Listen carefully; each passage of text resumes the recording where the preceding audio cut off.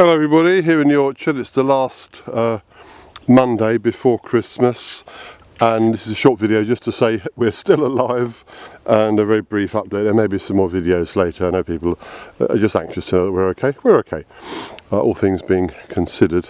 The apple harvest was rubbish this year due to late frost. Third time that's happened in 28 years.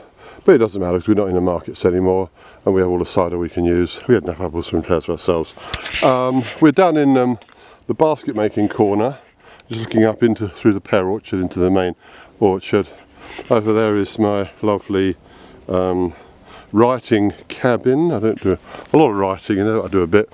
And this is a basket making willow, and here's some bamboo, which is an impulse purchase.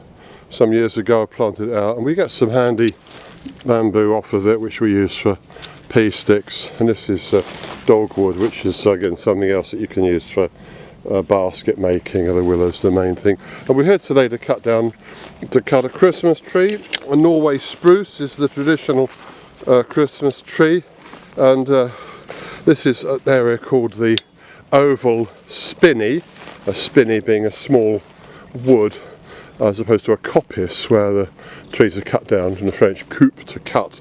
This is a little spinney. It's in an oval shape, and it was planted mainly as visual shelter.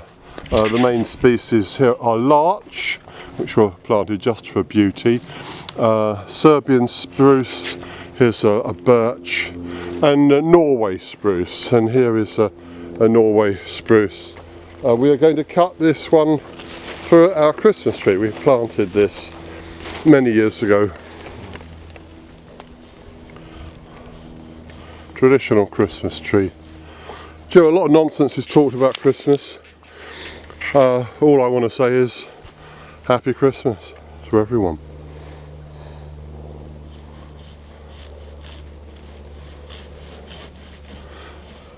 Julia's doing this work. Not just because I'm lazy, well I am really, but I'm quite badly allergic to Christmas trees. If I touch one of these, I'll get quite a nasty rash.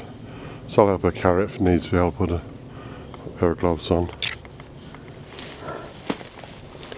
It's still a little bit neglected down here. When you've got some woodland, you can leave it to look after itself to some extent. Ivy growing up, this birch. Bird box. Is that a bird box or is it a bat box, Julia? That's a bird box. Right. We have bats around here. Owls, woodpecker, raven, buzzard. Okay. There she goes. Radio. So will that kill the tree doing that? That will not, no. It will make it a bad shape for a few years, but what it will do is send up a new main shoot from where I've cut it. Yeah. Which in 3 or 4 years that will re-establish a new crown. Yeah. We did grow these to sell, didn't we, early on? Yeah. Somebody came and stole a few, didn't they? Yeah. But it was more trouble than it was worth, really. And once people know you're growing Christmas trees, well, they're pretty easy to steal. You can't guard them day and night. Anyway, you're going to cut that to length. We've measured. I think this one's going to be quite dark. You've measured the space we have in our home, and so the tree will go into that space. No ceilings, so you can't have a very tall one. Yeah. So this bit, the main trunk can be used as firewood. People are paying up to sort of £50 for a tree like this, aren't they? Trees are very expensive. Of course, many people live on their own, live alone now. Great epidemic of divorce has seen to that, amongst other things. And of course, a lot of students' homes and small houses that people live in. And so... Well, not everybody can grow their own like you can. Well, exactly. So a lot of people buy very small ones. You bought your mother lives alone, obviously an elderly widowed lady lives near us. We moved her down from London. It takes up a lot of your time, doesn't it, caring for your mother. So you bought her a little one in a pot, didn't you?